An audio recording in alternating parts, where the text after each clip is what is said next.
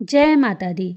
गुप्त नवरात्रि की चौथी महाविद्या माँ भुवनेश्वरी हैं। पहले तो हम जान लें, माँ भुवनेश्वरी को 10 महाविद्याओं में चौथा स्थान प्राप्त है। माँ भुवनेश्वरी की संपूर्ण जगत का पालन पोषण करती हैं। उन्हें जगत धात्री भी कहा जाता है। आज गुप्त नवरात्रि का चौथा दिन है। आज भक्त माँ भुवनेश्वरी की पूजा अर्चना करेंगे। माँ भुवनेश्वरी को संसार भर के यश और ऐश्वर्य के देवी माना जाता है। भुवनेश्वरी आदि शक्ति का पंचम स्वरूप है। इसी रूप में माँ ने त्रिदेवों को दर्शन दिए थे। माँ भुवनेश्वरी को 10 महाविद्याओं में चौथा स्थान प्राप्त है। पौराणिक मान्यताओं के अनुसार माँ भुवनेश्वरी ही संपूर्ण जगत का पालन पोषण करती हैं। उन्हें जगत धात्री भी कहा जाता है। माँ भुवनेश्वरी 14 भुवनों की स्वामिनी हैं। माँ को भगवान शिव की सखी माना गया है। माँ भुवनेश्वरी की पूजा लाल रंग के पुष्प, नैवेद्य, चंदन, कुमकुम, रुद्राक्ष की माला, सिंदूर, फल आदि से करनी चाहिए। पूजा के बाद पाठ करना चाहिए। आइए माँ भुवनेश्वरी की कथा सुनते हैं। नमस्कार दोस्तों, आप सभी का बहुत बहुत स्वागत है हमारे YouTube चैनल गौरी कथा हब में। अगर आपको वीडियो पसंद आए तो प्लीज़ लाइक, कमेंट, शेयर और चैनल को सब्सक्राइब करना ना भूलें। तो आइए सुनते हैं माँ भुवनेश्वरी की पौराणिक कथा। पौराणिक कथा के अनुसार काल की शुरुआत में ब्रह्मा, विष्णु और रुद्र जगत की संरचना प्रारंभ कर रहे थे। एक उड़ता हुआ रथ उनके सामने आया और एक आवाज ने उन्हें रथ में बैठने का आदेश दिया। जैसे ही त्रिदेव रथ में बैठे, यह मन की गति से उड़ने लगा और उन्हें एक अजीब से स्थान पर ले गया। यह स्थान असल में रत्नों का द्वीप था, जिसके चारों तरफ अमृत का सागर और मनमोहक आकर्षक जंगल थे। जैसे ही त्रिदेव रथ के बाहर उतरे, वह स्त्री स्वरूप में बदल गए। उन्होंने उस द्वीप का अच्छी तरह मुआयना किया। वहां उन्हें एक शहर मिला। उस शहर के चारों तरफ सुरक्षा की 9 परतें थीं और इस शहर की सुरक्षा उग्र स्वभाव के भैरव, क्षेत्रपाल, मातृका और दिग्पाल कर रहे थे। जैसे ही वह शहर के अंदर गए, शहर का सौंदर्य और विकास देखकर मंत्रमुग्ध हो गए। आखिरकार वे शहर के अंदर स्थित मुख्य राजमहल में पहुंचे, जिसका नाम चिंतामणि गृह था और जिसकी सुरक्षा योगिनियां कर रही थीं।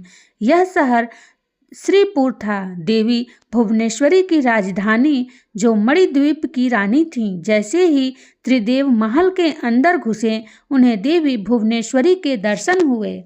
उनकी छटा लाल रंग की थी। उनकी 3 आंखें, 4 हाथ थे तथा उन्होंने लाल रंग के आभूषण पहने थे। उनके शरीर पर लाल चंदन का लेप लगा था तथा उन्होंने लाल कमल की माला पहनी थी।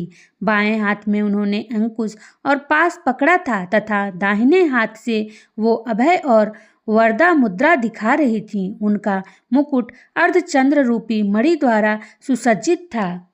वह त्रयंबक भैरव की बाईं गोद में बैठी थीं, जो श्वेत वर्ण के थे। उन्होंने श्वेत वस्त्र पहने थे। उनके बाल उलझे हुए थे तथा उनके सर के ऊपर भी अर्धचंद्र एवं गंगा नदी थी। उनके 5 चेहरे थे तथा हर एक चेहरे में 3 आंखें थीं। उनके 4 हाथ थे तथा उन्होंने त्रिशूल फर से लेने के साथ वरदा और अभय मुद्रा भी प्रदर्शित की हुई थी। देवी भुवनेश्वरी और त्रयंबक भैरव पंच प्रेत आसन पर विराजमान थे। पंच प्रेतासन वह सिंहासन है जिसमें परम शिवा गद्दी के रूप में तथा 5 पैरों के स्थान पर सदाशिव, ईश्वर, रुद्र, विष्णु और ब्रह्मा स्थापित हैं। इन सब की सेवा में अनेक योगिनियां थीं। इनमें से कुछ पंखा डोला रही थीं, कुछ कपूर डालकर पान के पत्ते समर्पित कर रही थीं, कुछ नए शीशे पकड़ी हुई थीं, कुछ घी, शहद और नारियल समर्पित कर रही थीं, कुछ माता के बाल का श्रृंगार करने के लिए तैयार थीं, कुछ देवी के मनोरंजन के लिए नृत्य तथा गायन में लिप्त थीं। देव ने वहां पर असंख्य ब्रह्मांड देखे। हर ब्रह्मांड में उनकी तरह ही त्रिदेव थे और यह सब उन्होंने माता भुवनेश्वरी के पैरों के नाखून में ही देख लिया। कुछ ब्रह्मांड ब्रह्मा द्वारा बनाए जा रहे थे, कुछ विष्णु द्वारा पाले जा रहे थे तथा कुछ रुद्र द्वारा संहारित किए जा रहे थे। त्रयंबक ब्रह्मा ही की इच्छा शक्ति द्वारा उत्पन्न भुवनेश्वरी ने त्रयंबक के 3 स्वरूप बनाए, ब्रह्मा, विष्णु और रुद्र। इस तरह त्रिदेव त्रयंबक के ही 3 रूप हैं। तत्पश्चात देवी भुवनेश्वरी ने अपनी शक्तियां त्रिदेव को प्रदान की। ब्रह्मा के लिए देवी सरस्वती, विष्णु के लिए देवी लक्ष्मी तथा रुद्र के लिए देवी काली का निर्माण किया तथा उन्हें उनकी जगहों पर स्थापित किया। ब्रह्मा और सरस्वती ने मिलकर एक ब्रह्मांड रूपी अंडा बनाया। रुद्र और काली ने इसे तोड़ा जिससे पंच तत्व स्वरूप में आए। इसके बाद पंच तत्व का उपयोग कर ब्रह्मा और सरस्वती ने संपूर्ण ब्रह्मांड की रचना की तथा विष्णु और लक्ष्मी ने इसके पालन पोषण का हर कार्य किया। अंत में रुद्र और काली ब्रह्मांड की समाप्ति की ताकि सरस्वती और ब्रह्मा पुनर्रचना शुरू कर सकें। इसलिए माँ भुवनेश्वरी को तीनों लोकों की ईश्वरी माना जाता है। माँ भुवनेश्वरी साक्षात पूरे संसार को धारण करती हैं और इसका पालन पोषण करती हैं। माँ भुवनेश्वरी को जगत माता और जगत धात्री के नाम से भी जाना जाता है। माँ भुवनेश्वरी आकाश, वायु, पृथ्वी, अग्नि और जल का निर्माण करती हैं। शास्त्रों में माँ भुवनेश्वरी को मूल प्रकृति कहा जाता है। शास्त्रों में बताया गया है कि माँ भुवनेश्वरी भगवान शिव के वाम भाग में विराजमान रहती हैं। इनकी पूजा करने से ऐश्वर्य की प्राप्ति होती है और जीवन की सभी समस्याएं दूर हो जाती हैं। माँ भुवनेश्वरी की पूजा करने से मनुष्य की सभी मनोकामनाएं पूर्ण होती हैं। माँ भुवनेश्वरी की कैसा है स्वरूप? माँ भुवनेश्वरी को शक्ति और सृष्टि क्रम में महालक्ष्मी स्वरूप माना जाता है। आदिशक्ति भगवती माँ भुवनेश्वरी भगवान शिव की सभी लीलाओं में उनकी सहचरी हैं। माँ भुवनेश्वरी का स्वरूप बहुत ही सौम्य है और इनके समस्त अंग कांति से परिपूर्ण हैं। ये अपने सभी भक्तों को अभय और समस्त सिद्धियां प्रदान करती हैं। माँ भुवनेश्वरी को 10 महाविद्याओं में चौथी महाविद्या माना जाता है। देवी पुराण में बताया गया है कि मूल प्रकृति का दूसरा नाम भुवनेश्वरी है। माँ भुवनेश्वरी के श्री अंगों से प्रातः काल के सूर्य के समान आभा निकलती रहती है। माँ अपने मस्तक पर चंद्रमा का मुकुट धारण करती हैं। इनके 3 नेत्र हैं और इनके मुख पर हमेशा मुस्कान छाई रहती है। माँ भुवनेश्वरी देवी के हाथों में पाश, अंकुश, वरद तथा अभय मुद्रा विराजमान रहते हैं। गुप्त नवरात्रि में ऐसे करें माँ भुवनेश्वरी की पूजा। गुप्त नवरात्रि में माँ भुवनेश्वरी की पूजा करने के लिए सबसे पहले स्नान करने के पश्चात स्वच्छ वस्त्र धारण करें।